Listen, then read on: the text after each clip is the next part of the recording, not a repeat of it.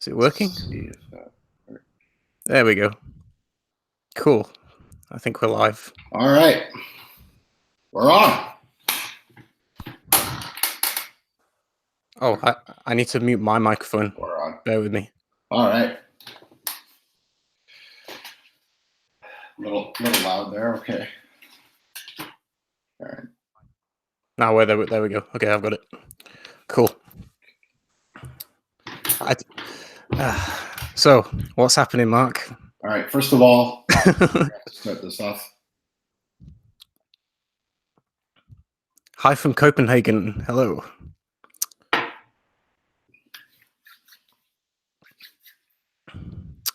Rich Mitch is in the house. Hey, Amber. How you doing? Wasim, Handsome Smells is here. All right. Cool. So it seems like everything's good. There's a little delay on my end. Yeah. So we'll figure it out. It's gonna be a little annoying. Maximilian's in the house. Hey, Max. How you doing? I'm gonna crack open a Red Bull. Give me some energy for this. There, we got some reviewers. All right. So, nice. I got coffee here.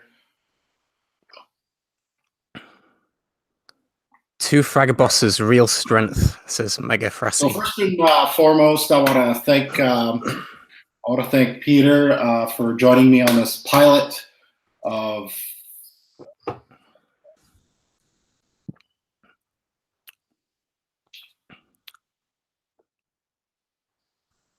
goddamn.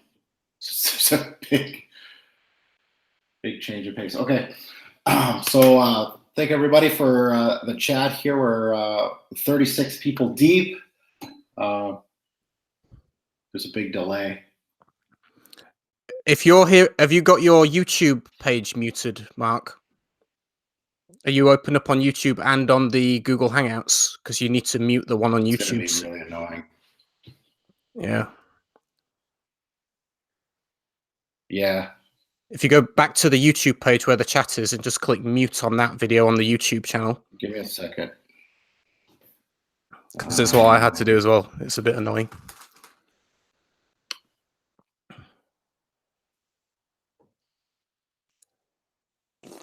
Give me a second, guys. Because the delay shouldn't be coming from the Google Hangouts. That should be fairly instant.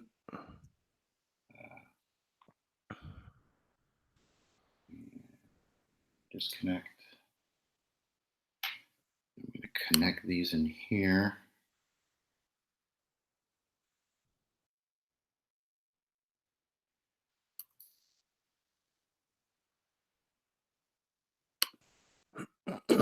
Okay. Peter, say something. Yep. Hello. Say something nice.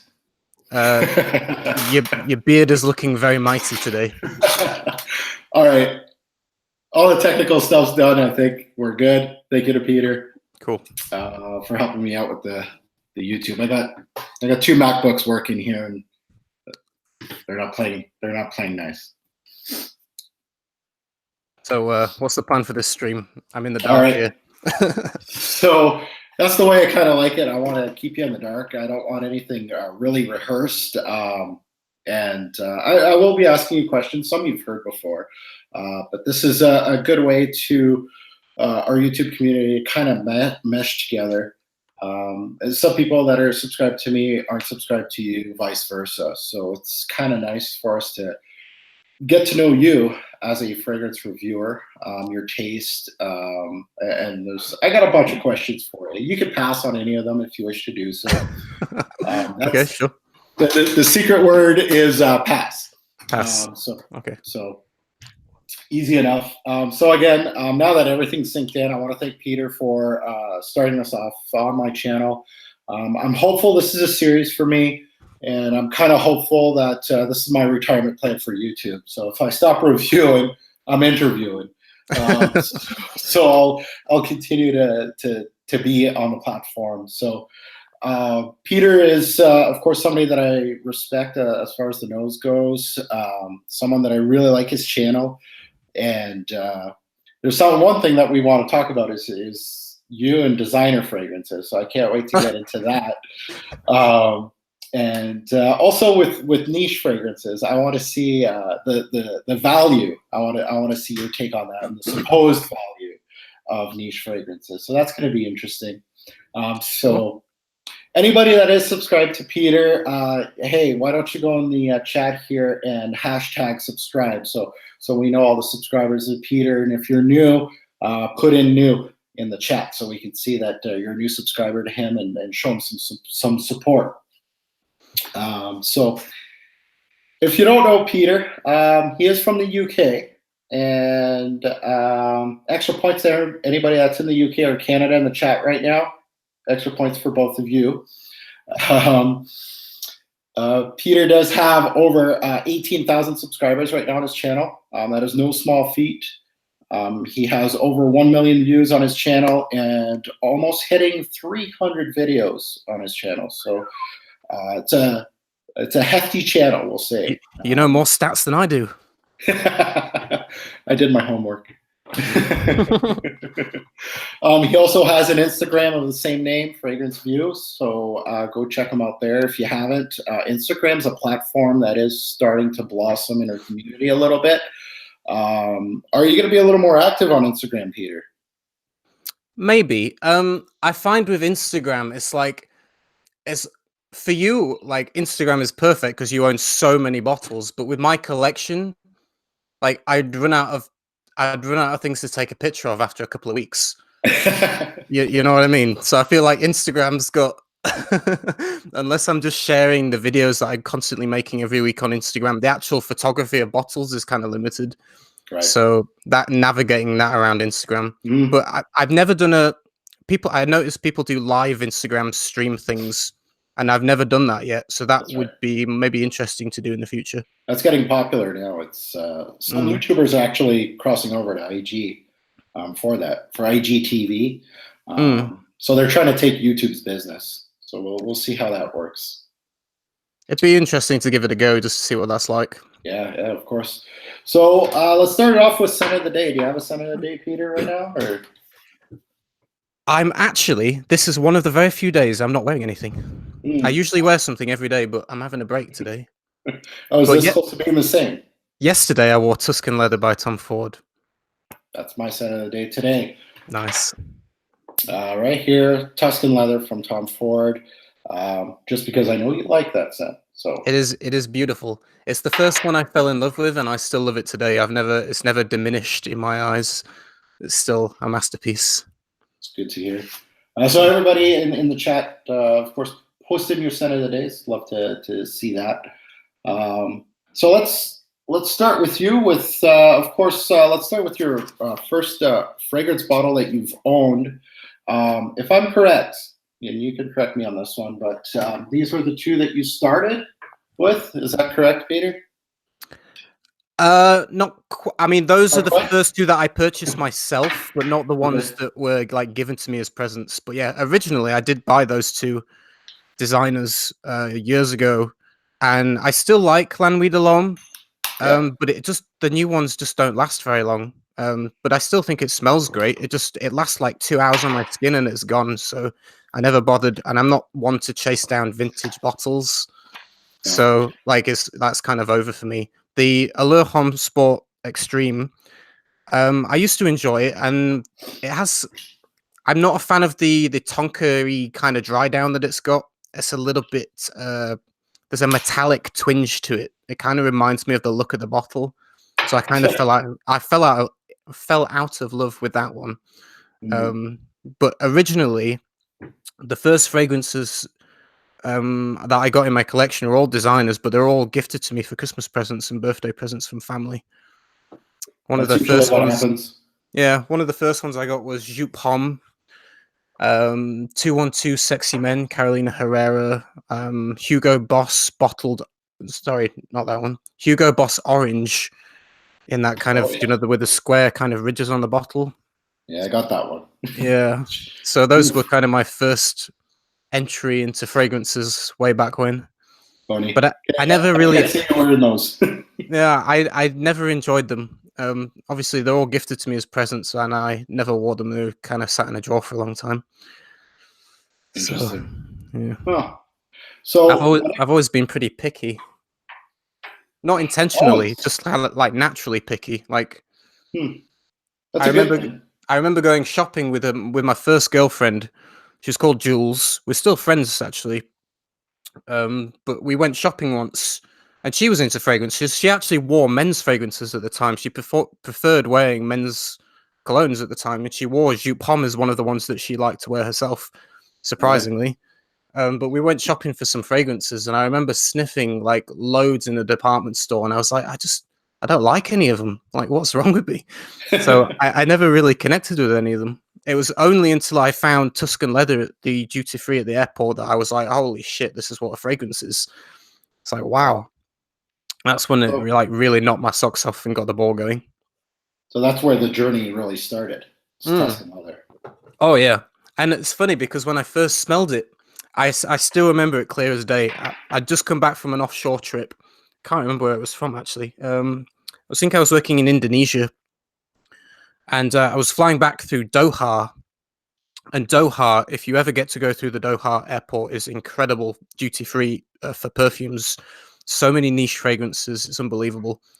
And at the time, I was like, this goes back to an old girlfriend, actually, the last girlfriend I had that complained that I never put any effort into smelling good for her because I didn't wear any fragrances.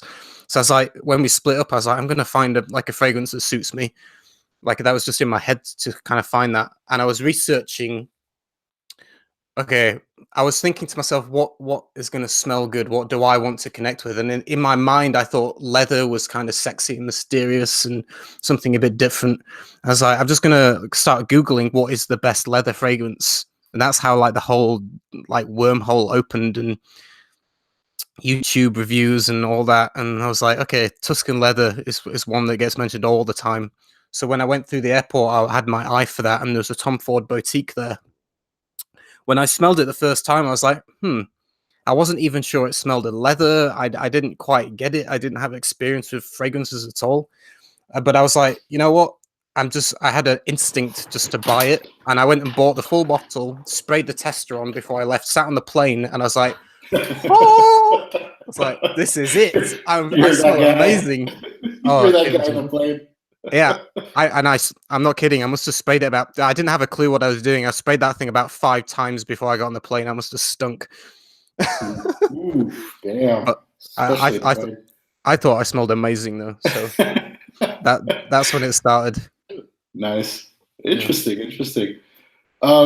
Anyone that knows anything about Peter knows that he's a self-trained perfumier. He's constructing his own brand. How's that going? Very well. There's been a lot of stress. I'm not going to lie. I would assume so. There's a lot of things that you don't kind of take into consideration as like a reviewer or someone that's out on the outskirts of it, how complicated everything is and how much is involved. And it's like I've spent so many days with headaches thinking, am I doing the right thing? Do I know what I'm doing? Like it's very stressful. And with money as well, I don't really talk about money, but it's expensive to set up a brand. And I'm at the point now where I'm like worried how much it's costing, put it that way. That's the one thing that scared me a little bit is the cost involved.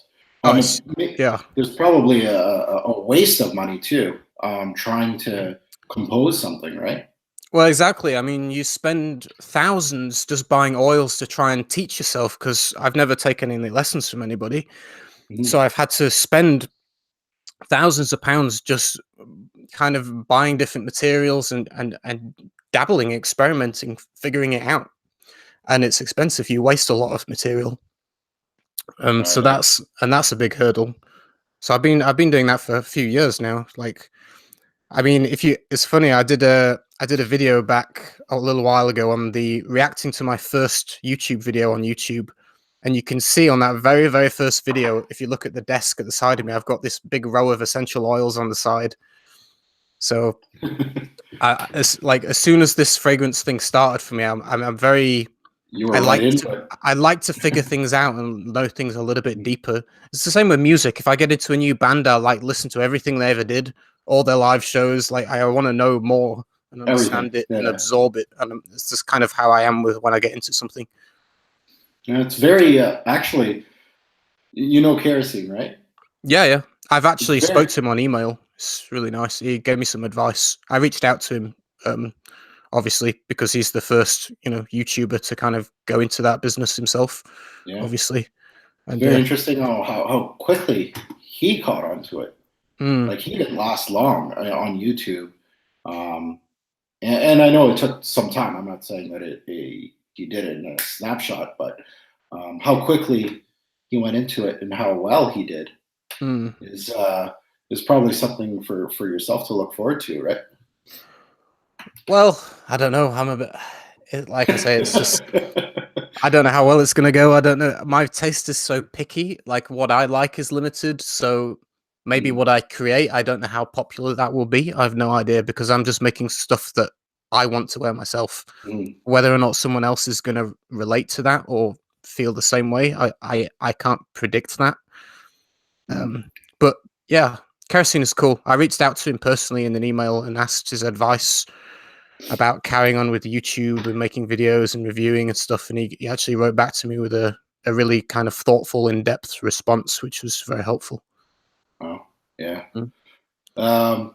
Now, going back to starting out as a perfumier, I know like we talked about, it's more of a black hole for money. I'm assuming tools is expensive too. Knowledge, I guess you'd have to purchase some books to get yourself that knowledge a little bit. You know, especially if you don't have that background, that chemistry background or anything like that. Can you talk to us a little bit on how you started or the mistakes that maybe you've made that could help someone out that's first starting into it? Sure. I mean, my very first books were by Mande Aftel, who, if people don't know, she's kind of the guru for self-taught perfumery, and she basically does.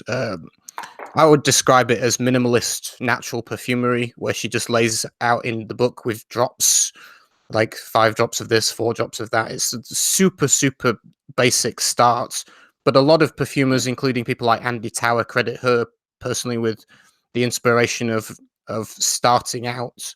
And she's one person that I did purchase books from, which somewhat helpful, but like I say, I found them more on the basic side. There's very actually few books that really explain things properly or in depth. No one, I feel like people don't want to give that information out very much, which is why I'm trying to do more tutorial videos now and again to try and help out. to give that out a little bit. But Yeah, I really started pestering perfumers, emailing them and just asking like advice, like how does this work and what does this do and how do I get this to do this. And some of them they don't want to help you, but then other people actually wrote back to me with some good advice. And kind of I would recommend following a Facebook group, Scent and Chemistry, and it's by, they have a book entitled the same, Scent and Chemistry, Molecular I've, World of Odors. And I've they seen have a that. fantastic Facebook page where the perfumers there break down perfumers that you will know, perfumes that you will know, um, from designers to niche, and tell you kind of what's in it, what percent of things are in it, and give you really like good analysis of them. And that's fantastic, like inside knowledge. Yeah, Um, so yeah, I would say interesting. advice to other people doing the same is like read base notes, read Facebook groups, um, and just like don't be put off by the lack of help. Like I think it can encourage you also to be a little bit more creative and strive to kind of figure stuff out yourself in a way. But it is difficult to learn. I'm not gonna kind of say it's easy. It's not. Like there's a very little real knowledge or help freely available, in my Yeah. opinion, that was very useful to me personally. Hmm. I think you are mostly reliant on figuring stuff out yourself, to be honest. Yeah. Um, So you're basically with your YouTube channel, that could be And that's one of my questions that I will throw at you is the future of your YouTube channel. When you do launch your line, what's going to happen in the YouTube channel? That's always a big question. Are you going to go the kerosene route? Are you going to go like Jeremy Fragrance and promote everything? Like what's the future of your channel when that happens? Sure. I mean, I actually was thinking a lot about this, and I did a video last year actually asking my subscribers. I just laid it down and said, hey, I'm going to be launching a brand at some point. What do you think I should do? Do you think I should delete my channel like kerosene? Is it wrong to review other people's when you're selling your own? Like, what does everyone else think? The response was very mixed. I had a lot of people suggesting that it's completely morally incorrect to review anyone else's work if I'm selling my own. I had people calling it conflict of interest. I had a few people that just said, delete your account. There's no other right way of doing things. And then a ton of people that said, just carry on doing what you're doing. And then some people said, oh, well, it'll look bad if you give negative reviews. So maybe only review positively or do kind of alternative content. And this is when I reached out to Kerosene and I asked his advice, and I said, why did you leave YouTube? Like, and do you think I should? And, what are the pros and cons? And I'm not going to kind of go into the depth of why he left, but it actually wasn't related to him starting a brand, believe it or not. It wasn't really related to that. It's just the right thing for him to do at the time. Mm-hmm. And he basically encouraged me to keep making videos and being myself and doing what I want to do. And he put it in I can't remember the exact phrase. I would have to look it up. But he said something along the lines of, you can't like live your life trying to make other people happy. You have to make you happy. You know what I mean? And the way he worded it really rang a chord with me. And I was like, you know what? I like reviewing perfumes. I don't want to just stop because I have my own brand. I'm not going to go out there and do top 10 lists where mine's number one and be all promotional about it. Like, I view them separate. I view them separately. My YouTube channel is one thing, my brand will be another thing. They're not going to be linked really. And I'm just going to carry on being myself. If at that point people don't trust my opinion, then they're just welcome to not follow me or unsubscribe or do whatever they want. I don't force people to watch my videos. It's free content. If you want to watch it, you can. If you don't have to. So I'm going to make me happy and carry on with the channel. Really. And I want to do kind of, like I say, more tutorial videos and like advice that way that will maybe help encourage other people that want to learn, or maybe other people that are thinking of setting a brand. I think that's kind of valuable stuff that isn't shared very often. Oh, yeah, 100%. That I can lean in and give actual real advice because I'm doing it myself. So I don't want to lose that. I think that's important to kind of to do that. I just feel like it's something I have to do. Yeah. Oh yeah. And you got to be in the right space, right, for your YouTube channel, like what you're comfortable with personally. So no, kudos to you, and I hope that you do stay on YouTube. And I think maybe if your channel does go into more in that area of seeing the journey, that informational videos are going to be priceless, I think. Yeah, I mean, it's definitely something I want to carry on moving forward. I mean, I might be maybe in the future when I have my own brand, maybe I'll avoid, like, now and again I'll do videos where I destroy a brand and say, this is shit, it's not worth the money, don't buy this. Maybe I won't do that anymore, you know what I mean? Probably good, yeah. it might not be taken the right way, but yeah. I'm still gonna carry on being me and still do reviews, and it's cool. I'm looking forward to it. So do you have some that are close to completion or completed? I have one that is, I would say, almost very nearly complete. I'm working on 3. I don't want to talk too much because, like, I've not even really discussed it on my own channel. But exclusive. I'm gonna try and launch with 3 fragrances. 2 of them are basically almost entirely finished. They're just I just have to work out the legalities of the percentages in there, that they're all legal and whatever.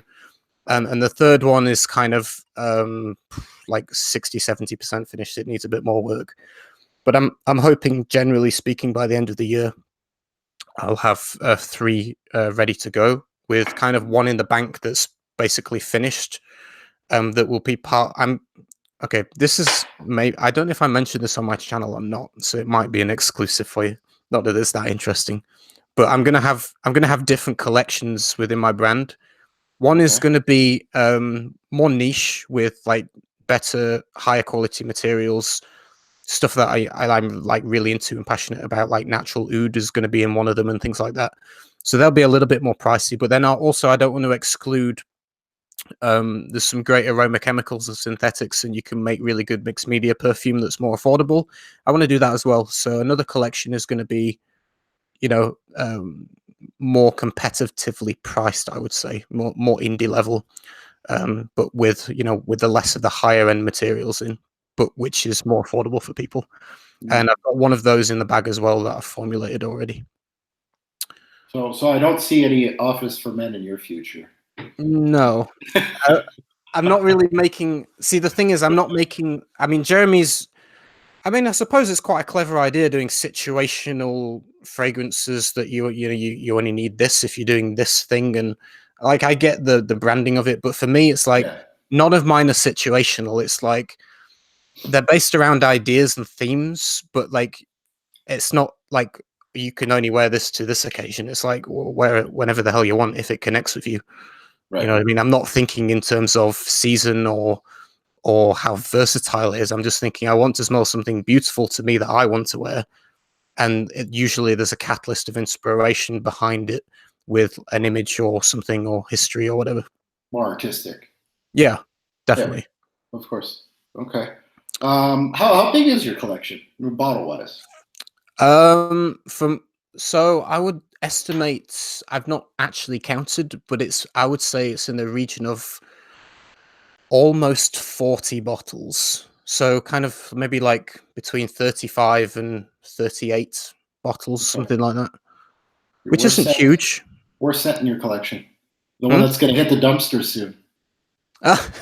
There's a few that I actually, talking about dumpsters and getting rid of stuff, like there is a few that I wouldn't mind selling actually. I feel like my collection, even at that, at less than 40, is too big. There's a few that I find I don't wear very often, so I probably will end up selling a few bottles of my collection at some point. Yeah, you're making me look like a hoarder. I got 40 bottles probably behind me. This is my testing shelf. Yeah, I can appreciate other people. Like, it's just my taste isn't that broad. I'll be honest. Like, there's just not that much that I like. So that's partly why I've ended up making my own stuff. It's like there's that little that I enjoy that I'm going to try and make something myself that I enjoy. I mean, maybe that's the reason why a lot of self-taught perfumers do it. I don't know, but that's kind of how I'm feeling. So are you done buying or? No, now and again I smell stuff. I mean, there's another one. There's a natural brand called Abel that I quite like, and there's one there that's called Golden Neroli, and I'd like to own a bottle of that in the future. There's if I had free money, there's probably one or two more from Fort Manley that I might buy. Other than that, there's not any huge ones that strike me that I feel like I really want to go out and buy. I probably will own a bottle of Royal Oud by Creed at some point in the future as well. If I can find a good deal, I wouldn't pay the full whack for it. No. Well, those Facebook groups are good for that. Yeah. But yeah, nothing immediately like I'm dying to buy. Right. If anything, I would want to sell a few of the ones that I don't wear first.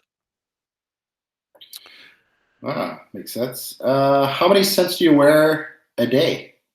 A day, only ever one, really. I don't one. go. Yeah, I'm not like a person that wears one in the morning and then another at night. Like I usually, I dedicate myself to one fragrance, so then I can enjoy it fully. And like once it's gone, it's gone. But yeah. Let's talk about spray routine. So, what's your favorite routine? Do you have like a go-to that any fragrance it'll work, or do you usually go like, oh, I'm going out, or I'm going on a bus, and I might have to bring down the sprays, or this scent's beastly? What's your go-to? We'll say. So with that, I suppose, I mean, I do take into consideration the occasion and where I'm going and who I'm going to be around, and so yeah, I mean, I definitely think about that. It was I remember when my sister had her 40th birthday, we had quite a big party. It was like we hired a restaurant basically as a family, but I knew there was going to be a lot of people indoors, and I didn't want to wear anything kind of too strong or too heavy. So then I'm conscious, like, okay, I'm only going to wear 2 sprays of such and such, or I do take into consideration people around me and the situation I'm in. Obviously, I think you don't want to be the cologne guy. You know what I mean? You don't want to want to go out and just stink of something that's super strong or animalic or like crazy artistic when there's other people around you that has to breathe that in. So with the more artistic stuff, I'll enjoy in my own space when I'm not going out or doing anything. Mm-hmm. In general, just out of courtesy to others, I suppose. And I will definitely take into consideration the number of sprays as well. I think it's very, very easy, and a lot of people do it, is to overspray. And I think it's almost as bad as having BO, like just poor body odor. You know what I mean? If you stink of a fragrance, there's nothing worse. Like, people are gonna not want to be around you, no matter how nice the fragrance is. If it's hitting people in the face from 3 meters away, Too much is too much. It's too much. So it's definitely something I think everyone should take into consideration, is not overspraying something, like I did with Tuscan leather before I got on a plane, and some poor sod had to sit next to me for 8 hours. Let's talk about what sells you on a brand or a fragrance initially. Like, what catches your eye? I know you're a big fan of the House of Matriarch, and that's maybe one thing that maybe how'd you discover a brand, and you'd be like, you know what, I want to discover that brand. I think initially what draws me in, and this will sound absolutely terrible, so I apologize in advance, but usually it's the aesthetic, in terms of how the bottle looks, how the brand represents themselves on a website, all that as a package like intrigues me first of all, before anything, before like any chit chat or knowing what the notes are. Like, what effort have they put in to the artwork and the designer aesthetic and all that? It kind of, that speaks to me on like an artistic level. How much effort did they put in, and how much thought did they put in behind how they present something? Because it's like how you present a piece of art. It's like, is it in a nice frame? Does it suit the picture, or is it just being boshed together? That to me kind of, it gives an intent of the brand to how much they think about things. You know what I mean? How much, what is important to them. And I think how you display something is important initially. And that's what sucks me in to begin with. And then obviously it's on the merit of the scent itself and the perfume, and how it smells, and if it actually is attractive to you that way. And that's something that you can never really judge. It might come in a crap bottle, it might come in a decant bottle. You don't, what speaks to you that way can be whatever. But if it's also packaged in something beautiful and something that's thought about, then I think that's what makes a brand really special.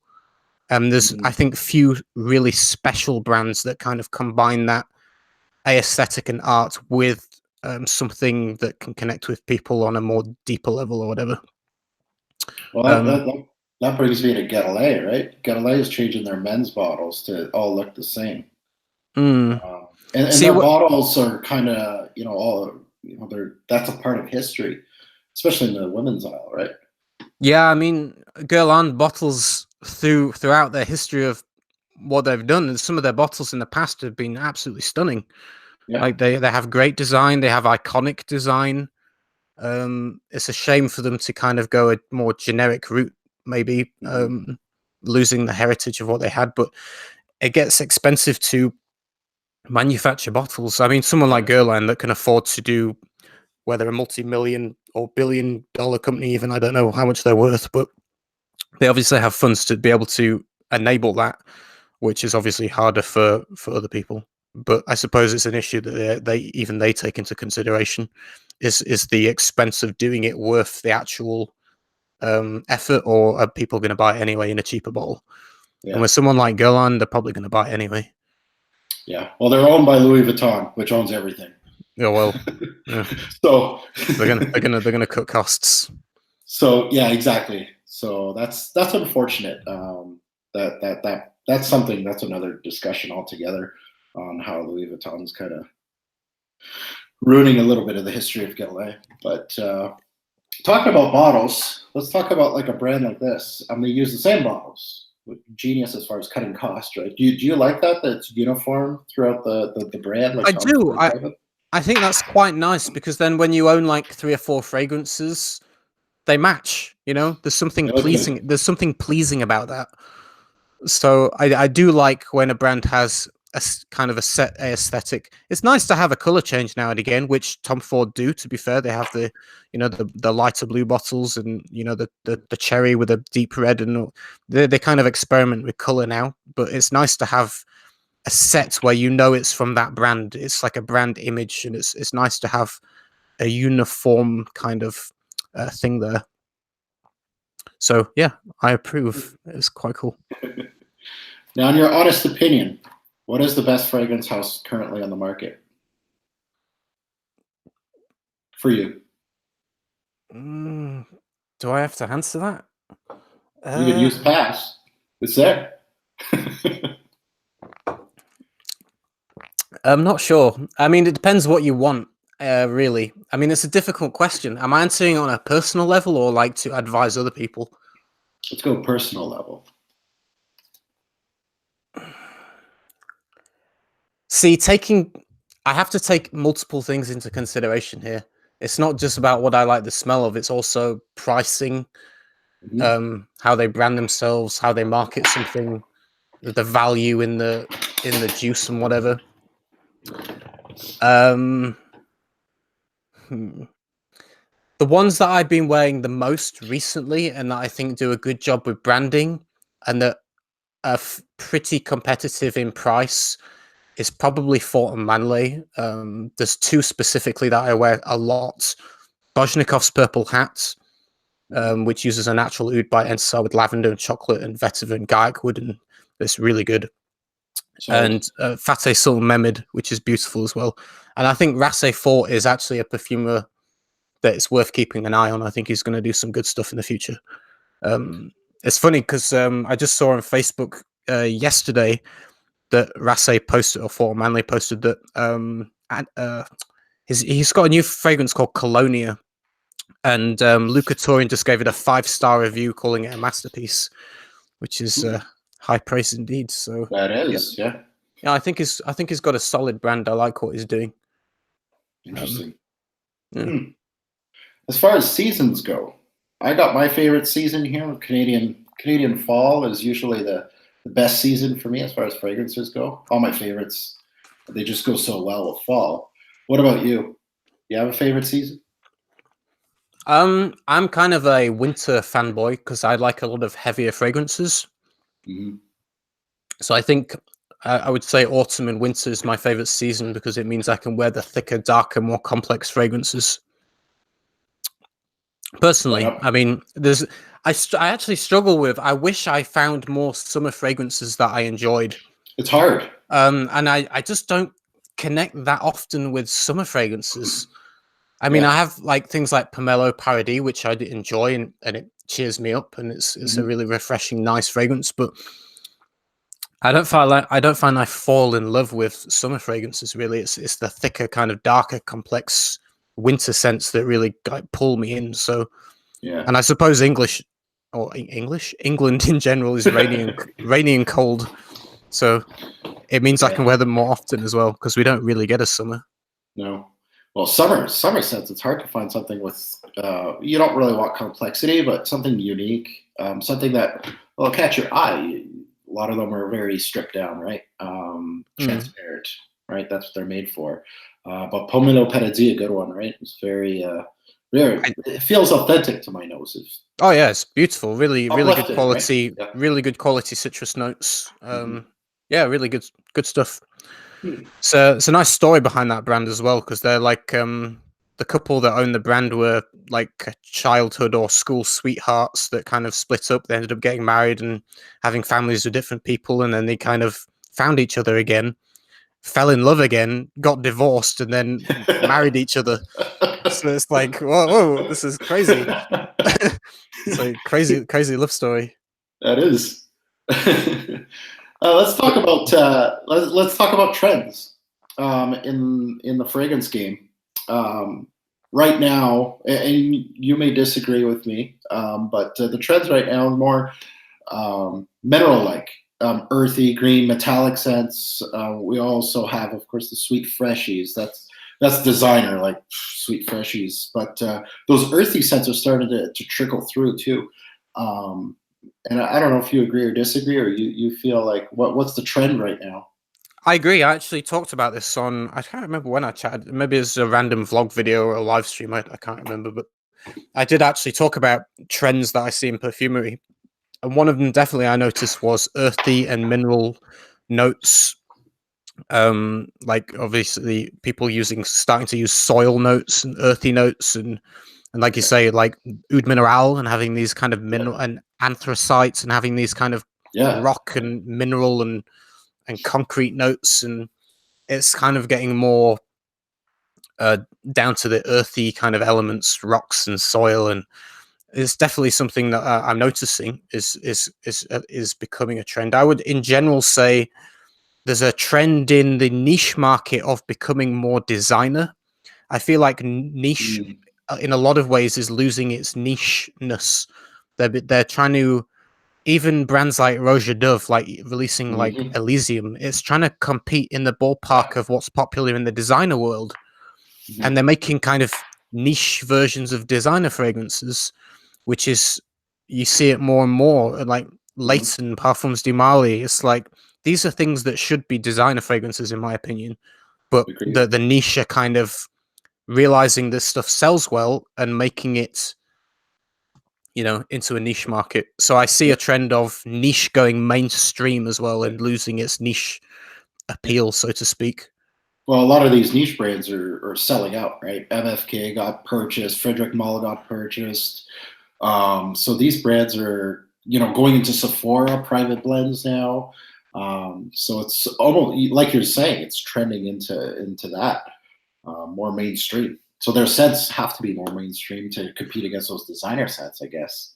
True, and they've been and niche fragrances have been stocked in more places now. They're Yeah. less hard to find. Like you say, you can go into these big chain places, and there they are on the shelf. So they're not really niche because they're kind of easy. They're all over the place. Yep. So, I like you agree. say, they're appealing to a broader demographic because they're being seen in more places. Yeah. So it makes sense for them to do that because obviously it's a big market out there. They want to appeal to the non-frag heads. You know what I mean? Yeah. That's how they're going to make their big money. Yeah, of course.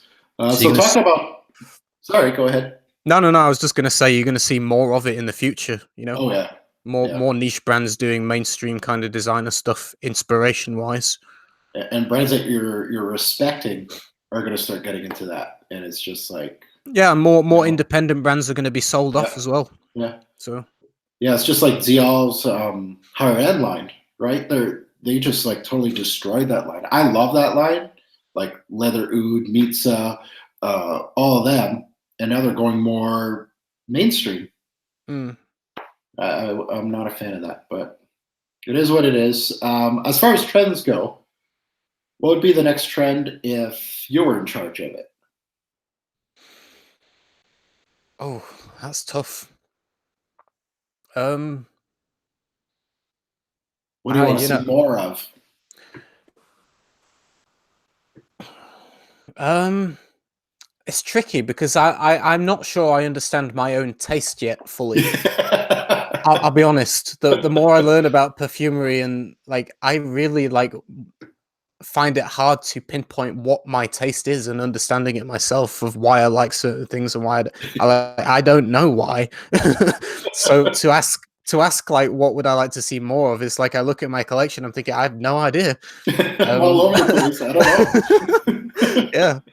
Um so interesting question. I like the idea of more um herbs coming through, which we don't see all that often, like rosemary and thyme, and kind of more herbal kind of notes.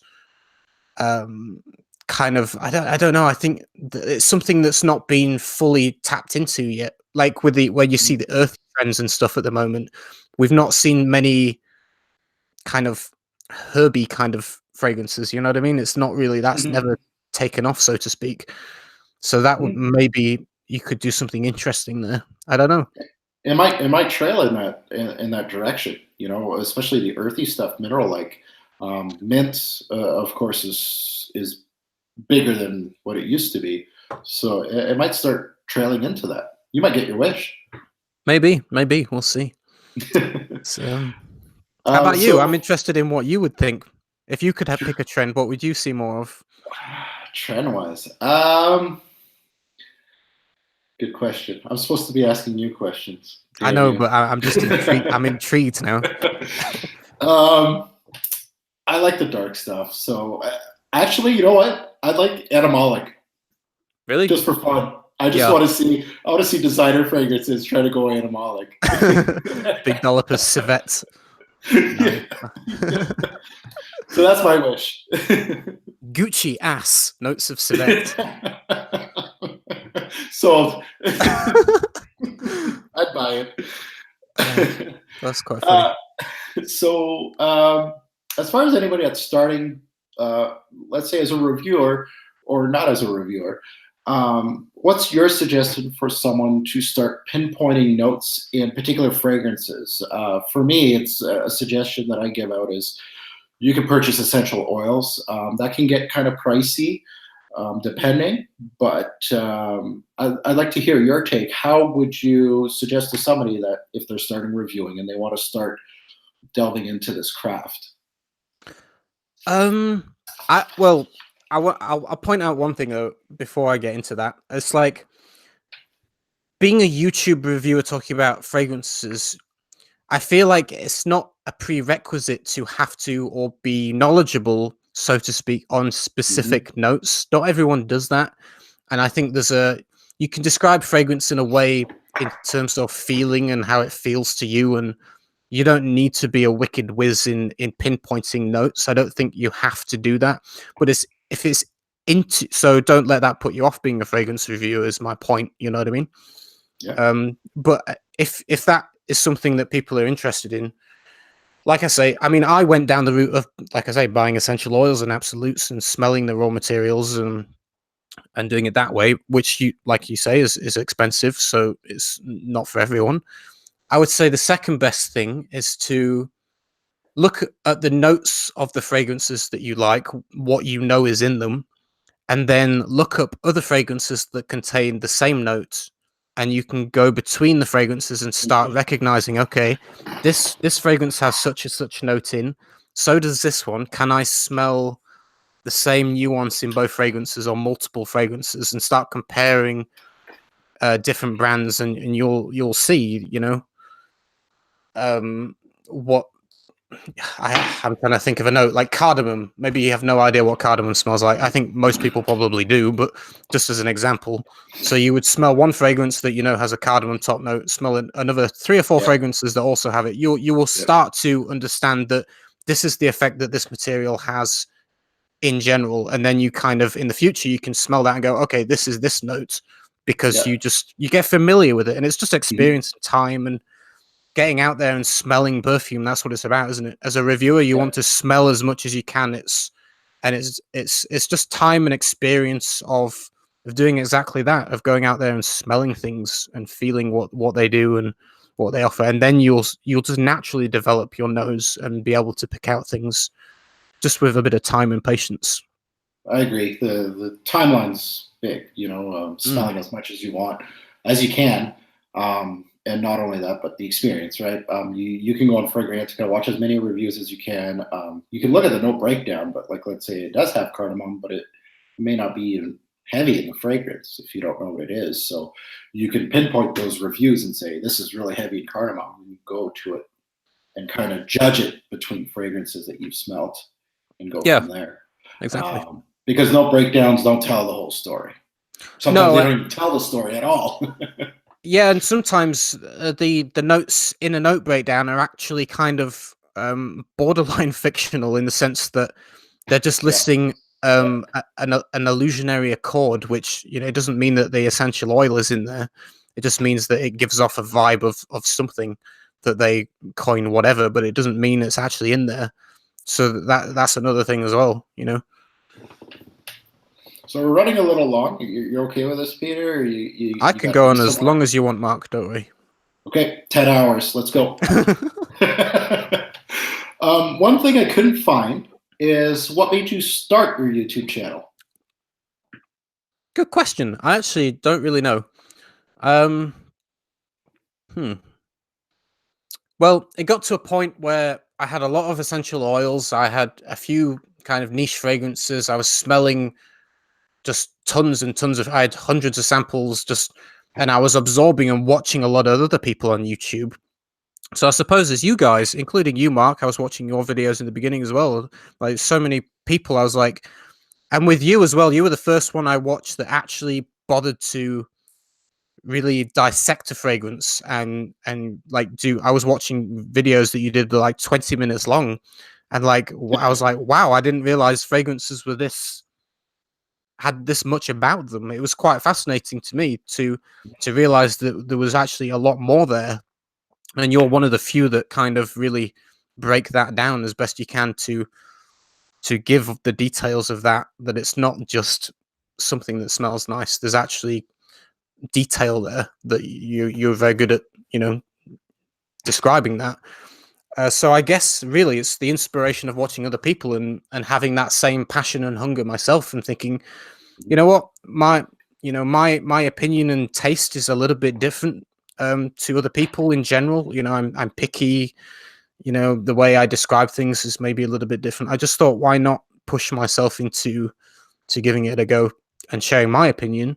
And at the time, I was a little bit, well, I was shy. I was a little bit nervous about people on the internet kind of judging me and watching me, and I thought it was a bit weird. And I really struggled actually making my first videos because I wasn't comfortable with it, and I really had to kind of push myself. But it's something I felt like I wanted to do, even though it kind of worried me a little bit. And then once the first kind of month went by, I was like, this is, I'm enjoying it. It's cool. People are really nice, and it just kind of organically grew, really. Hmm. So, so yeah. Nice. So the first time I stumbled upon your channel, and you may remember me talking to you about this, but I discovered your channel on your duty free videos. Mm-hmm. So that's how I discovered you. What made you do that? Like, I'm gonna put a camera on and I'm gonna sniff a bunch of junk. Well, it's because of my job, really. I mean, I hopped on a plane. I went traveling because of my work. Where I work abroad, so I was always going back and forth on planes, and I'm always going through these amazing duty frees that have tons of fragrances. And I had a GoPro with me. I take a GoPro with me to film under the water because Oh, I've of got an course, yeah. underwater case. So I strap it to my chest and I film some of my dives for the fun of it. So I had a GoPro with me. So I was like, well, I've got a YouTube fragrance channel. I'm going through a duty free that has loads of perfumes. It feels like a wasted opportunity not to do it, really. So it's like, it's feeling like I had to do it, not to waste the availability of it. You know what I mean?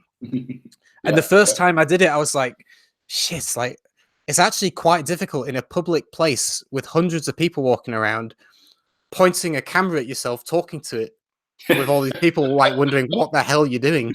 And you just stood there sniffing perfume, talking about it, and people are looking at you thinking, what the hell is this kid doing? And the first time I did it, I was like, I was getting a bit red in the face. I was like, this is a bit embarrassing.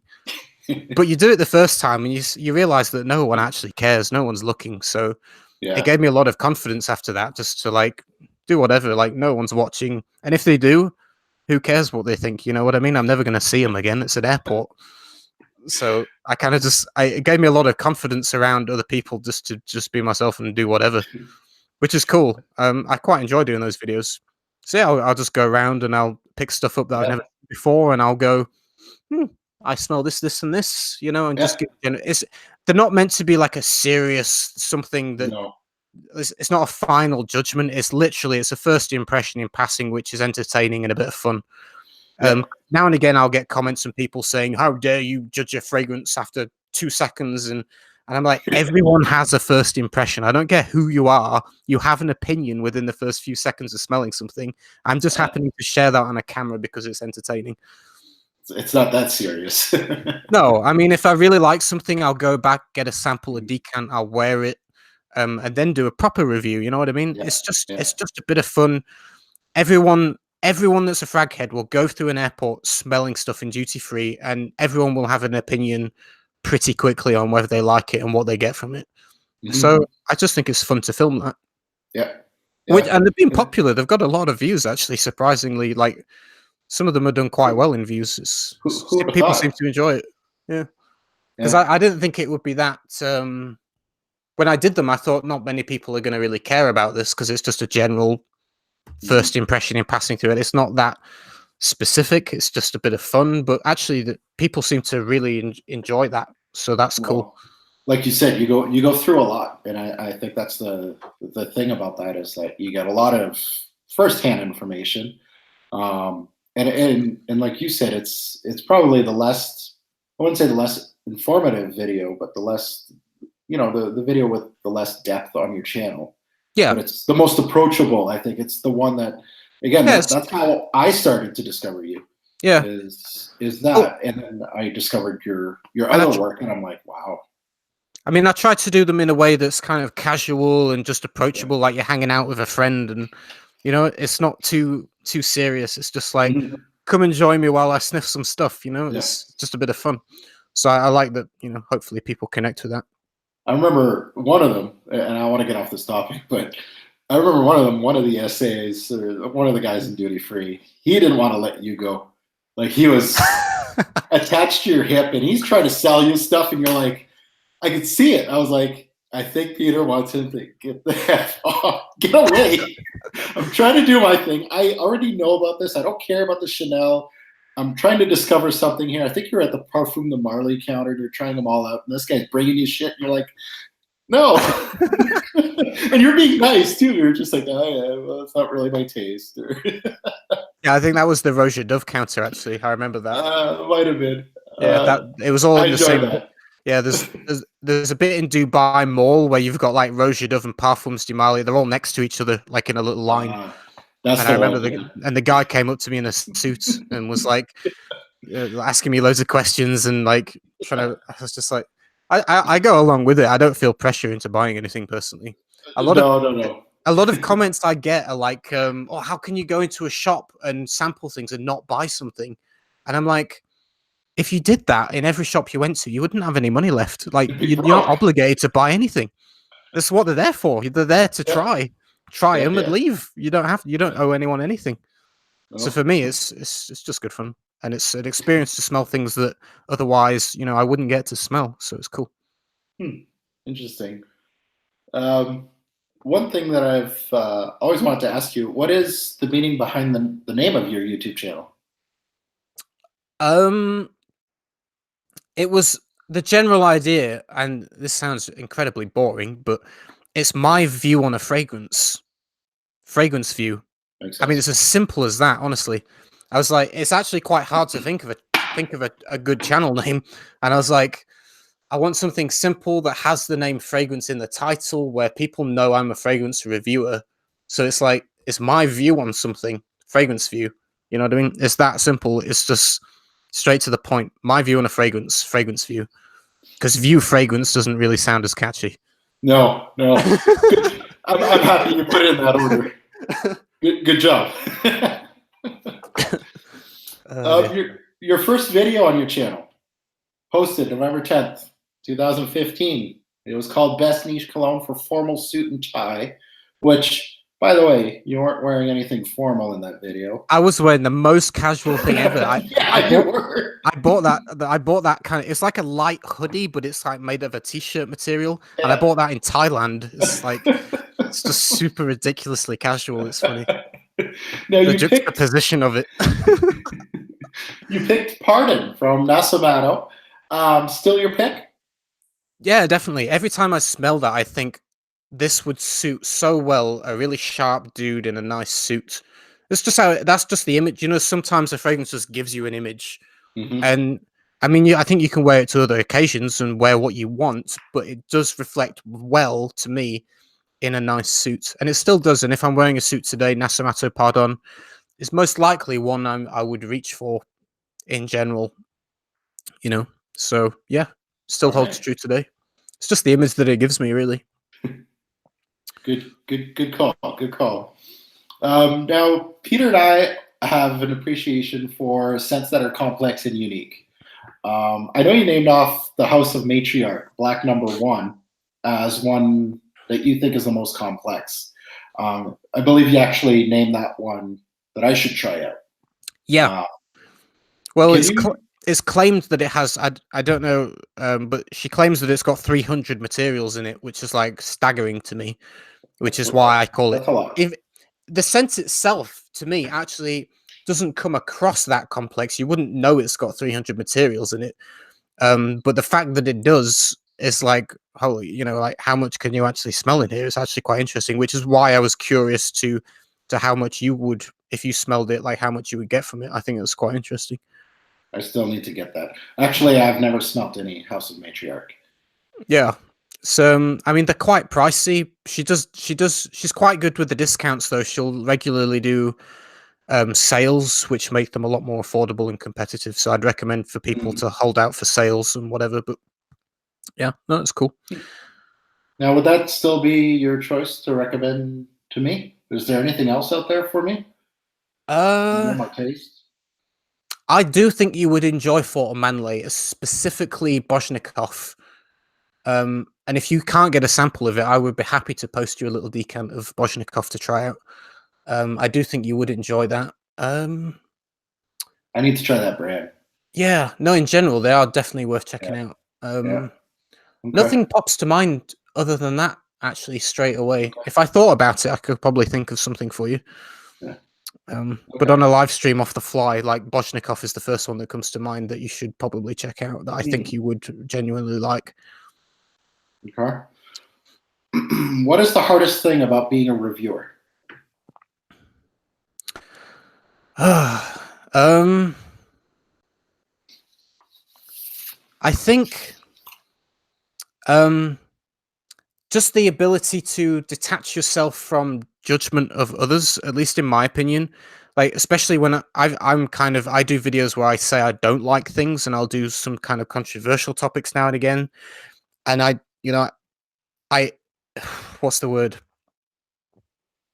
I accidentally trigger people sometimes, which isn't the intention, but like some of the comments I get are quite like crazy. And I'm just, it's the ability to detach yourself from people branding you a snob because you like niche fragrances, or people calling you names or whatever. It's the ability to like, that's the hardest aspect of being a reviewer to me, is just not letting that affect you emotionally. You know what I mean? Right. If someone calls you, you're a stuck-up, arrogant snob, which people have called me, like I can't absorb that and feel that in myself, because I know I'm not.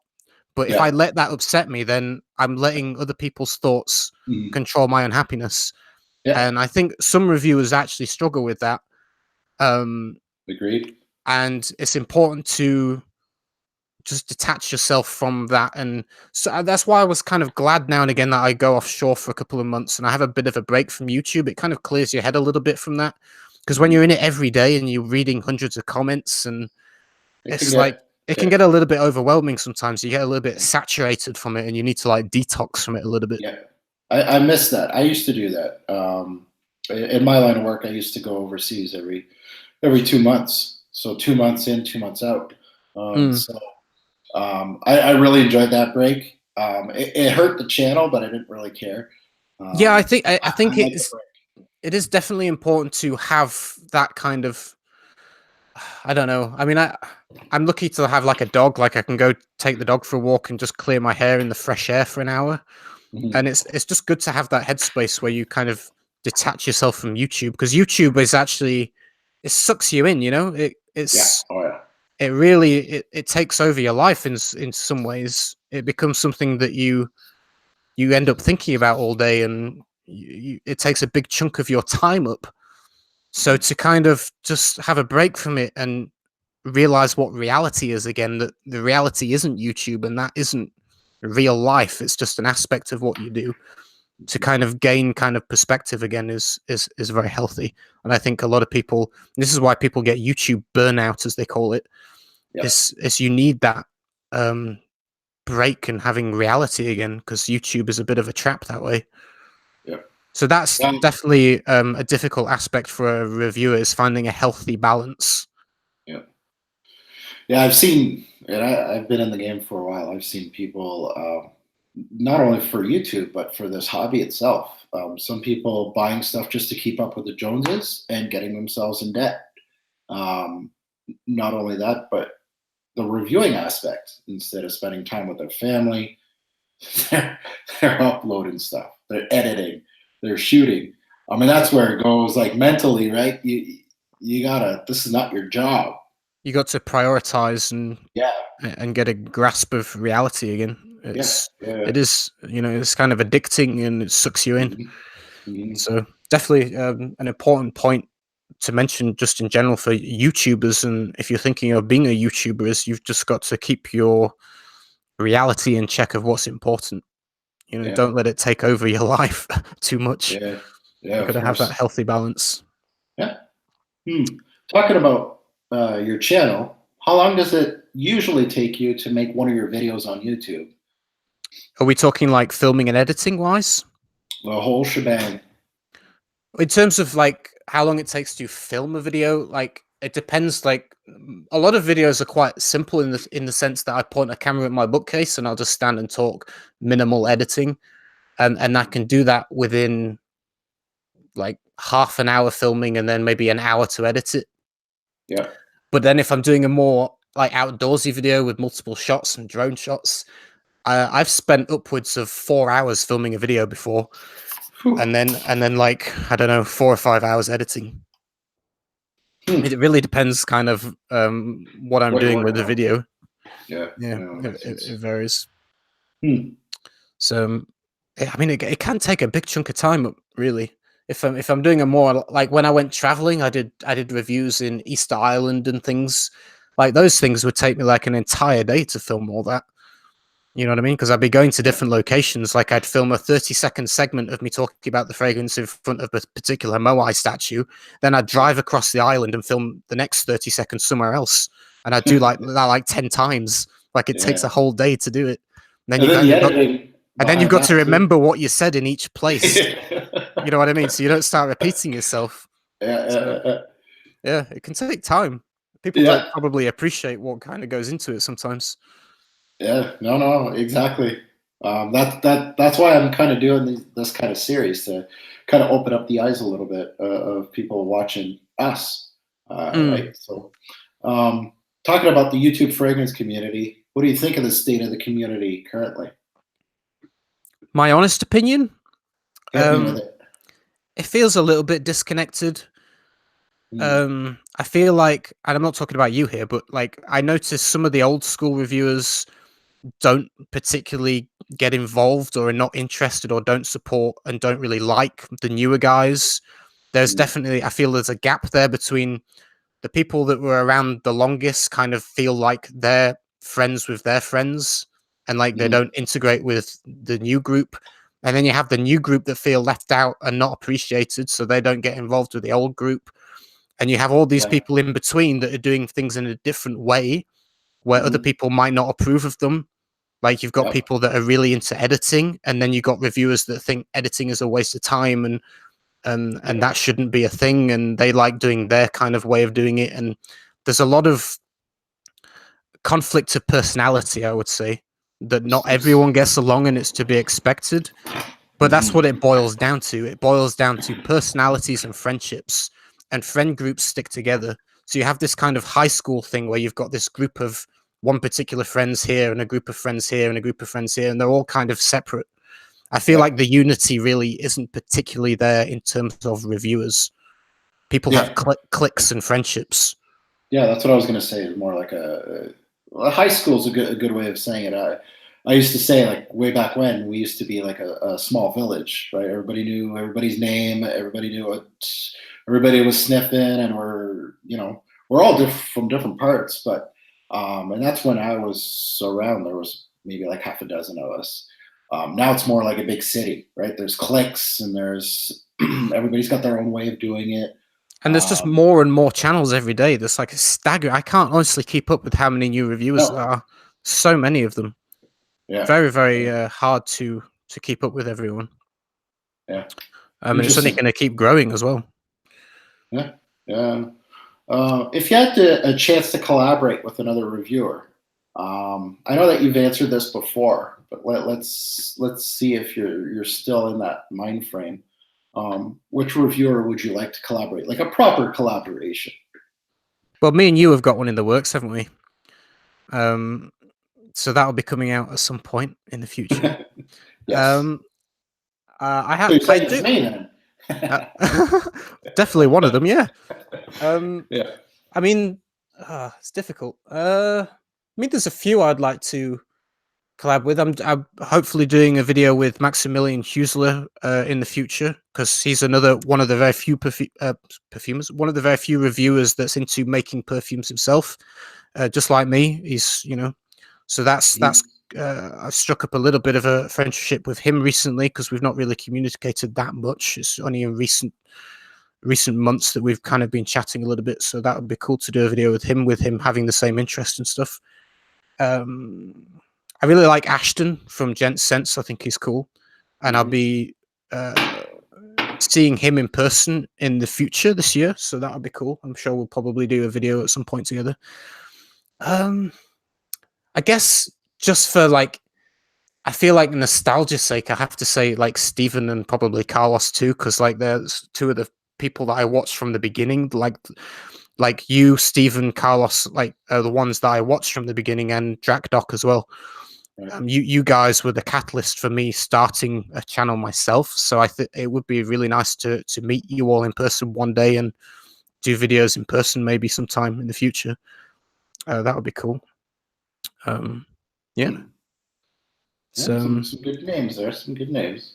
And How much? Timmy from Imagine Scent as well. I talk to him almost every day on Facebook, and we chat on the phone, and we play games online between each other. And I've met him in person. I hung out at his house for a while, but we haven't really done a proper collaboration. We just messed around filming a vlog in Area 51. So it'd be nice to do a collaboration with him in the future as well. Sweet Timmy.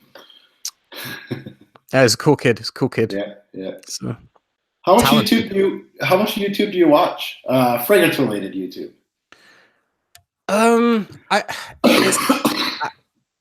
I watch some. I'm not going to pretend like I go out and watch everyone's videos all the time, because I just don't. I can't. And a lot of the stuff I'm not interested in. Like a lot of people review brands that I just generally I either smelled them already, so I have my own opinion, so I don't need to watch it, or it's something I'm just not that interested in hearing about. So now and again, I would say, I mean, I'm probably watching at least one or two fragrance videos a day. Okay. That's solid. Yeah. I mean, I do watch other people. I don't always comment, but I usually, watch highlights from people. Yeah, I'm a stalker too. In YouTube, in YouTube in general, though, I do watch a lot of content on YouTube, but it's like extended way beyond. Like I watch a lot of scientific talks and lectures and stuff, like documentaries and stuff as well. So I do consume YouTube content on a daily basis a lot for periods of time, but not specifically always on fragrance. What gravitates you to a certain reviewer? Personality. It's not even the fragrance knowledge. Like I don't really, because I have such a strong opinion myself, I'm not really that influenced that way.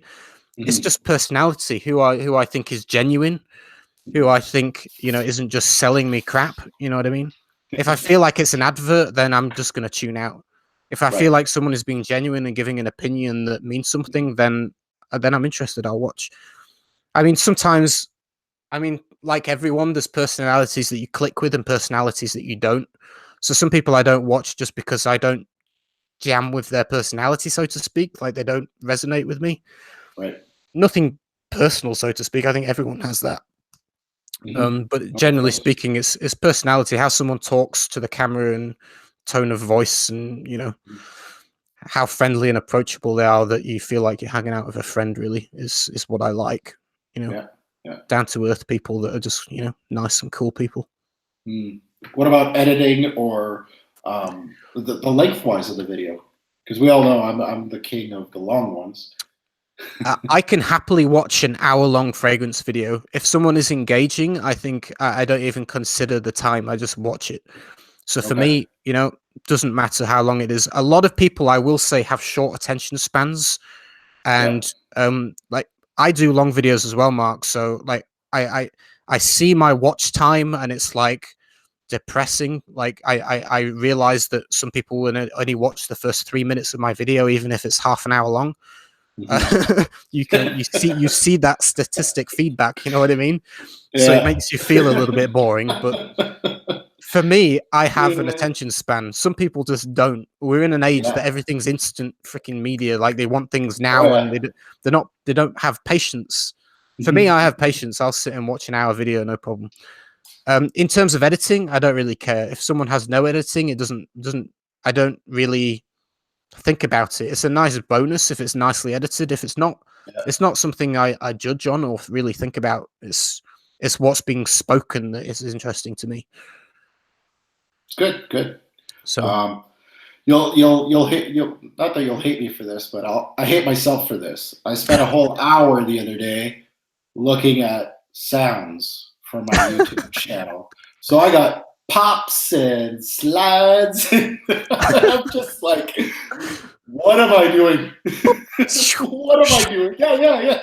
I have no shoosh. So now I'm getting some shoosh action. that's funny. That's good. I mean, you're taking effort and time into it and thought. It's all appreciated. So don't worry. We've all been there. All right. One thing I wanted to pick your brain on, and you may not have an answer for me, is I want to name off some notes for you, like specific notes, and on top of your head, like this is not a. Oh Jesus! Okay. What you think is the best fragrance of that particular note for you? Your notes. Oh God. Okay. We'll start with an easy one. Leather.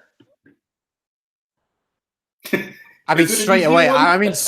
It's like, what? Tuscan leather? Really? Come on. We'll go with Tuscan leather.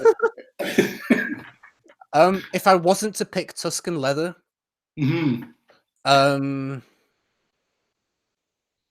is one by Matriarch. It's called Destrier, which is actually a collaboration with a reviewer that you'll know, Ryan, RiceFrags34. Yeah. And it's based on the Game of Thrones. It was Ryan's idea to create this fragrance, and it is actually the most realistic leather fragrance I've ever smelled, period. It literally smells like a horse saddle, like a polished brown leather horse saddle, mixed with hay and dark woods, like there's oak wood and stuff in there. If you like leather from that brand. If you like leather, check out Destrier, and it's the collaboration with Ryan, who's fantastic, great reviewer. Another one that's more, you know, in depth.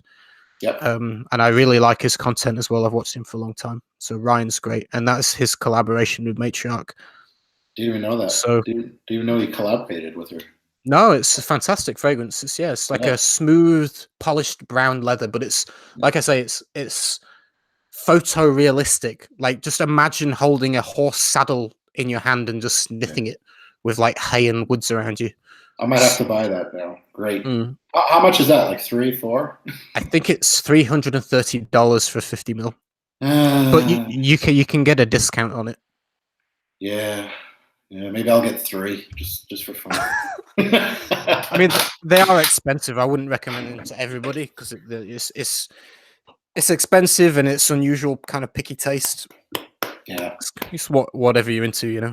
Yeah. Well, I should probably get a sample set.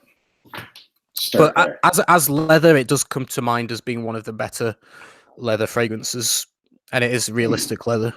Okay, well, that's right up my alley, so I'm gonna have to check that out. Let's move on to another note that I absolutely love: tobacco. I am actually not that fond of tobacco in general. It's not one of my favorite notes. Okay. So pass. In general, I would say there's some that I appreciate, but there's no tobacco fragrances that I really love. You know what I mean? Yep. It's just a note that never really particularly resonated with me. I'll be honest. So for me, that would be kind of a pass. Fair enough. Well, let's go to the next one. Incense. Oh, I feel like I'm going down the repetitive rabbit hole here because Mm. I'm about to say the same brand again. Oh, I gotta get that sample set. That's what you're telling me right now. It's well, the thing is, Matriarch incense is their jam. I'm not gonna lie, like they do incense well. Mm. She, I mean, it is that she does incense well. That's all I can say. Devotion is Okay. is is a very natural incense mix of resins and spices and ambergris and all. There's a little bit of cannabis in there that I can smell as a top note as well, actually. But natural incense, I think they have some good options. Outside of that, I'm trying to. So nothing really. Mm. A lot of incense fragrances don't like. Some of them smell like Catholic churches, and some smell Yeah. like Interlude Man, for example. It's like that thing makes me feel sick. Like it makes me nauseous. And I know you probably love that shit, but for me, I it love makes me ill. Interlude. Yeah. So this not all incense fragrances I connect with. I'll be honest. Yeah. What do you think of Avignon by Comme des Garçons? I'm actually not sure I've smelled it. I'll be honest. In fact, I don't think I have. So I don't have an opinion for that. I'd have to check that one out. Churchy incense. Yeah. Yeah. It's not bad. Well, for the price, it's really good. If it's churchy incense, usually they go for like a heavy frankincense note. Yep. Kind of gives it this kind of Catholic church vibe, which I'm not hugely fond of. Mm. But I would definitely check it out. Okay. How about a fresher note? Bergamot. Right, honestly, and I feel this is going to sound like I'm a bit dull and boring, but that note in general and citruses as a whole, I find almost nothing in my collection has a bergamot top note. I don't. It doesn't resonate with me. Okay. Almost all the fragrances I own and enjoy Dark. skip over top notes. They go straight to mid and base. That's the way I like them. Yeah, Man of my own voice. I like that. Bergamot for me does really nothing for me. I'll be honest. I've never smelt a fragrance with a bergamot note that I've gone, wow, this is. Like, it doesn't float my boat. You know what I mean? Okay. So I'm not sure I have a good. Personally, I don't have an answer for you there. Let's skip that. Let's go in the amber route.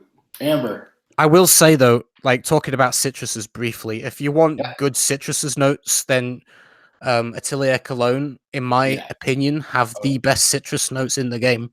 I agree. They're quality citrus. So if you want citrus, then they're the people to go to.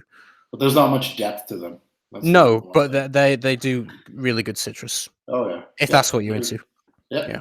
What was the next note? I forgot it already. Amber. Amber. I do like Tom Ford Amber Absolutes. I don't own a bottle of it, but I do like it. And there's I would say they're related, but not the same. Fort and Manley have one called Amber Absolutely. I saw that. Yeah, and it's kind of a lighter, softer, more approachable version of that kind of take. Okay. Those two I do enjoy. But I'm just thinking in terms of my own collection, I actually don't have any really dominant amber fragrances in my personal collection, which maybe says, maybe it's not something I completely love, but I do appreciate them though. I just actually don't physically own one that's like heavy amber dominant. Right. But those two come to mind as ones that I definitely appreciate nevertheless. Okay. Talking notes, what's your favorite note? Tricky, because in general, like, and this is hard to answer, I've really fallen down the rabbit hole of appreciating natural oud oil. I got to meet Ensar Oud, who's like a really well-respected, well-known oud distiller, and I smelt, I've tons of his fragrances, and it's a note that I thought I didn't like. I didn't realize what it was really, because you don't have an accurate appreciation of it in mainstream perfumery. It's not represented well at all. Most fragrances that have oud in the name don't contain oud, or if they do, it's a very generic farmed white oud that doesn't have any character. It's just bland. So actual artisanal oud oil is like next level, like like mind explosion. I'm not even kidding. What? Yeah, I yeah, know. you smell them and you think, oh wow, like this is a perfume within itself. Like you could wear it Yeah. as a perfume, and Yeah. that I've really fallen down. That rabbit hole. Okay. Yeah. So, but I really don't think it's represented well in perfumery. It's just not. It's just the name is abused. People are Yeah. tired and sick of it because it's been overdone. But what they're smelling is nothing to do with oud. It's not real oud, and that's what frustrates me. It's like what you're tired of is not what oud is, and people Mhm. need to experience the real stuff and realize just how wonderful it is. I mean, it is another world. Yeah. So for me, like an individual essential oil, it would be oud. But in Okay. general, I also really enjoy sandalwood. I think sandalwood's So, beautiful, although a lot of perfume use synthetic sandalwood, and it doesn't. It's not comparable to real sandalwood. Synthetic sandalwood just smells a certain way to me that it doesn't appeal to me. But real sandalwood is beautiful. I have more of a. I feel like I never used to like rose, and now I'm finding I'm really enjoying rose. okay. And I would say that is one of my favorite notes. I Right. really do think rose is quite beautiful if it's done well. Yeah. Sometimes it can be a little bit feminine, depending what it's mixed with. But if it's mixed in the right way, you can make rose masculine. You can make it very easily unisex, and rose can be done beautifully. So rose, sandalwood, and natural oud, but not the way it's done in mainstream perfumery as an individual oil, are probably my favorite notes. So it's a big top three. Yeah, It's not too bad. They can work well together too. So oh, definitely. You got a set right there. Just those three natural materials together would smell glorious. Absolutely amazing. A natural Mysore sandalwood with a nice rose absolute and just a pinch of oud would be spectacular on its own. You don't have to do anything with it. There you go. Yeah. Slap a sticker on it, $500. You got it. There you go. I'm starting my own line. Done. So talking about notes or compounds, which material do you like to utilize or play with the most, or the easiest one to work with? We talk about blending now. Yeah, we're going back to that. The easiest one to work with. That's tricky. I would say this is going to sound funny because okay, so what I find, although I said earlier that there's not a huge amount of incense fragrances that I like or connect with, I find I have the most fun making incense accords, which sounds a bit weird because I don't have a huge taste in incense perfumes, but I really enjoy the blending of them. And you can blend them in a way that actually just smell really good, but I just don't find that a lot of them in the market really have the nuances that I enjoy, so to speak. But something that is fun to delve into is mixing resins, woods, and spices together, which to me feels very approachable and natural to me. Like I gravitate into kind of doing that. In general, though, I would say for people that are wanting to make perfume on a basic level starting out, I would recommend things like Isoe Super and Timber Silk. These materials are like widely used, cheap to buy, and will give you a commercial smelling thing straight away without stressing or spending shit tons of money. You know what I mean? Right, right. Kind of giving you a base, right? To work with. Yeah. An easy base. So many indie perfumers use this route as well. To me, I'll be honest, it doesn't feel like perfumery. It feels more like a technician using some of these materials repetitively, but it's what some brands are built on. You know, some indie brands are built on using these very common, very cheap aroma chemicals, synthetics that they blend together in a general way that's going to smell good. You know what I mean? To me, it's not. It doesn't feel like perfumery all the time. It feels a little bit like I say, like there's a documentary that Nasamato did about it's called Finding Blamage, and he talks about the difference between a perfumer and a technician. You know what I mean? Right. A perfumer's art and thought and creativity, and a technician is like, here's some materials, I'm going to make something to sell. You know what I mean? Yeah. And I feel like Yeah. those materials in general kind of resonate more with that side of things than the artistic side. You can use them in an artistic way, don't get me wrong, but Oh, of it's course. Yeah. but as a beginner, I would recommend those materials as being very easy to work with and a really good starting point. Yeah. Where you go from there is personal taste. Right. Interesting. All right. So we're I'm almost out of questions for you. A Okay. very, very interesting talk. The last thing I want to do, and we may go back into the chat if you got time. You're telling me you got lots of time.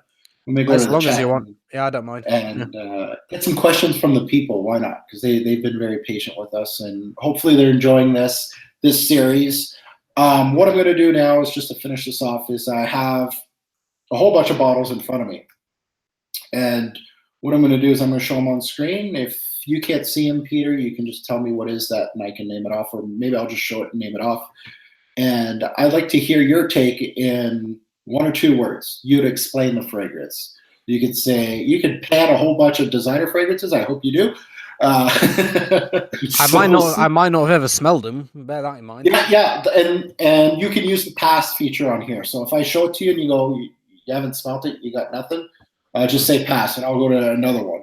Okay. So we'll go from there. We'll go easy. We'll start with this one right here. This is, of course, you see top 4 private blend. This is Tuscan leather because it's my scent of the day. Peter, let us know what you think about Tuscan leather in a couple words.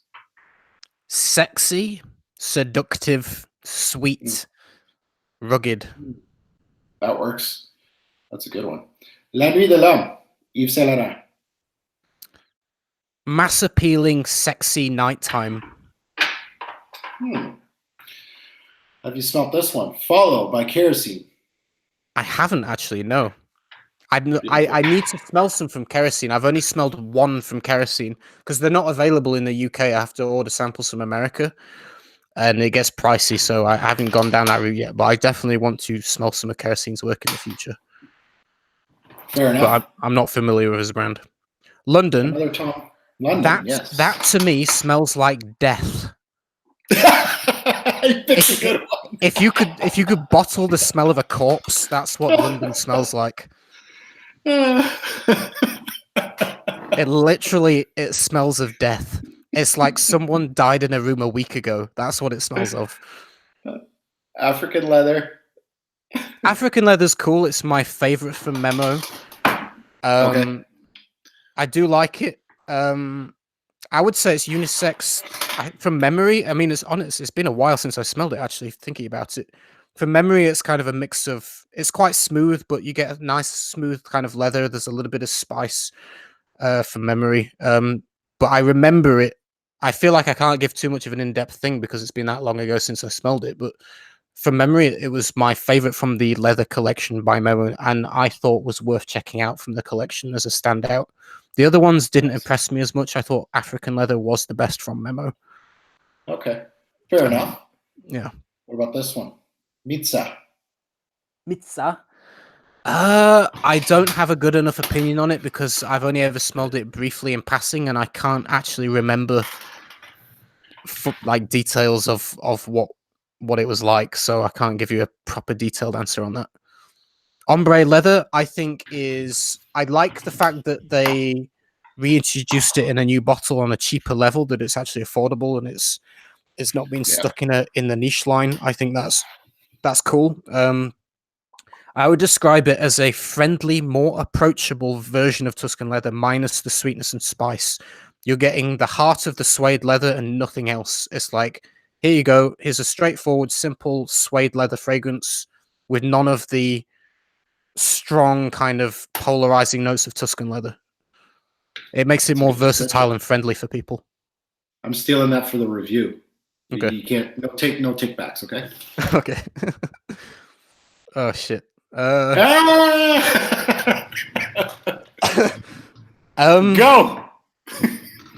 And I'm trolling, but I want to hear it. Mass appealing synthetic. Oh. Okay. Taroni? Which one is it? Taroni. I have not smelled that. I've smelled a couple from the Auto Policy line, but again, those are not available in the UK. I've only been able to smell samples that I've ordered online, so that particular one I've never smelled. I'll be honest, I used to hate Bleu de Chanel. I really couldn't stand it, but now I actually think it smells all right, but I don't own a bottle of it myself.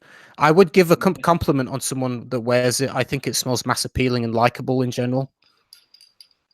Montal, I really don't know anything about Montal. I've almost smelled nothing from them. Moving on. One more. Let's Okay. let's go with another. God. Overworn, too sweet, cloying. Everyone I've smelled it on has been over the age of 50.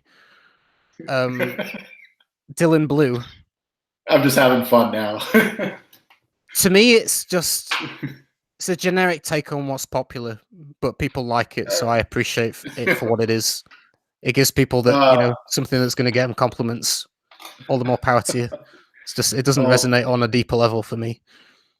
Thank you, Peter, for that. I certainly appreciate it, and thank you for the interview. What we could do is we could go to the chat here and see if people's got a few questions for you. We'll take a few, and then we'll go from there. We'll close this off. But before I get into that, just thank you so much for doing this. I certainly appreciate it. It's kind of new to me. I don't have like that background in broadcasting or anything, so I'm just going off the top. But it's been fun. I appreciate you asking. It was a pleasure on my end because I definitely really wanted to get to know you more as a fragrance reviewer. So it gives me a deeper appreciation of the work that you do. So certainly appreciate it. Me too. So let's get into the chat. Let's see if we got some questions here. And we're going to go from, of course, just what's recent. I'm not going to go back here, but we got a question from Daniel here. Have you tried anything from Beaufort London, Peter? Beaufort London? Yes. I have, yes. Nothing I would buy myself. Some of them are a little bit wacky, like they've got notes of like gunpowder and blood and all sorts of stuff in there. They're a little bit kind of what I would call avant-garde. Interesting blends that none of them really appeal to me on like a level that I would go out rush and buy them. But if you want something that's a little bit different and a bit done in a unique way, they're worth checking out. I think the bottles are cool. I did a first impression of them, but I never followed up with full reviews of a few of their line on my channel. If people want to see a general first impression of them. So I think they're interesting, but none resonated with me enough to want to buy them. Yeah, I haven't smelt anything from that brand, so I can't. I know you're not asking me, but I'm just putting my 2 cents in. You can join in as well, Mark. Wags Bass asks, Creed Viking, your thoughts? I did a review on it. For me, it was a bit of a letdown. I just thought it wasn't that good, and it smelled a bit dated to me. It smelled a bit too mature for my liking, and just it just went in the wrong direction for me personally. For my taste, it's a little bit sharp. It doesn't feel. It's just overpriced, really. It was the same time that they raised the prices and made the bottle sizes smaller, wasn't it, when it came out? I don't know. It didn't jive with me, that one, personally. Yeah. On my end, I just got it. I just blind bought a bottle just because as a collector. So it's been a few years since it's been out. So my first real impression is a little bit like that. Mature, definitely. Yeah, so more of an old school kind of vibe going on for it. Yeah, so I need more time with it, of course, but we'll see. Let's take a look at some more questions. We'll hit maybe a couple more. Original Mind Tricks asked, have you ever smelled something in nature or some other place that you tried to recreate in a perfume yet? Interesting. Not physically as in an actual smell, but I do I have made fragrances with an imaginary image of something, like, and this is going to sound a little bit hard to explain, and I don't want to like rabbit on too long, but there is a place that I have been, which doesn't specifically have a smell, but I have been there. I've touched it. I've looked at it, and the image that in my mind of how it could smell if it had a smell, I have tried to recreate, but not directly. Like I've never smelled like something in the wild that I've gone, oh, I want to try and create this. I've never done that, but visually in my head, I definitely do that. Yeah. Well, Elena does that. He goes somewhere and actually visually, like visual pulls apart. Yeah, visual inspiration is very helpful in blending. I find for me as a visual medium that you can work towards an imagination of something. It's that's how creativity works to me. You visualize it in your mind, and then you create it somewhere else and make it reality. So having that image of something is helpful. Oh, okay. So we're gonna hit one more question, then we'll close her off because we're closing in on 2 hours here. But the last one is from Niels Bandit. Peter, would you be an art director on a perfume instead of making your own line? Instead of making my own line, the answer is no. I would rather make my own line. Yeah. Okay. Basically. But if I was never making my own line and I was not going to do that, then sure, I would consider. I mean, my diving work offshore is I feel like is a career.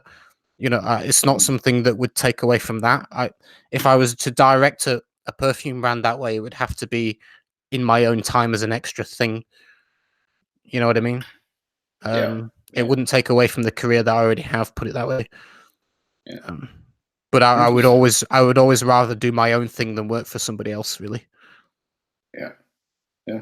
Well, there's two ways of looking at it, right? Being a creative director or not. The way you're going about it is more artistic. That's your baby. It's a whole different thing of just saying this is what I want it to smell like. I mean, I'll be everything. I'll be the creative director and the perfumer and everything rolled into one. You know what I mean? I'm like the full thing. It's all you. Control of all of it, which is what I enjoy. I enjoy. Yeah, that's what I like. Pride, you know too. What I mean? When you release it, you're going to be so proud of what you released, rather than saying to some guy, "You do it." Yeah, exactly. Yeah, I wouldn't have the connection with it if I got someone else to make it for me, or they were in control of design, or anyone that has control of something. Like it's not me.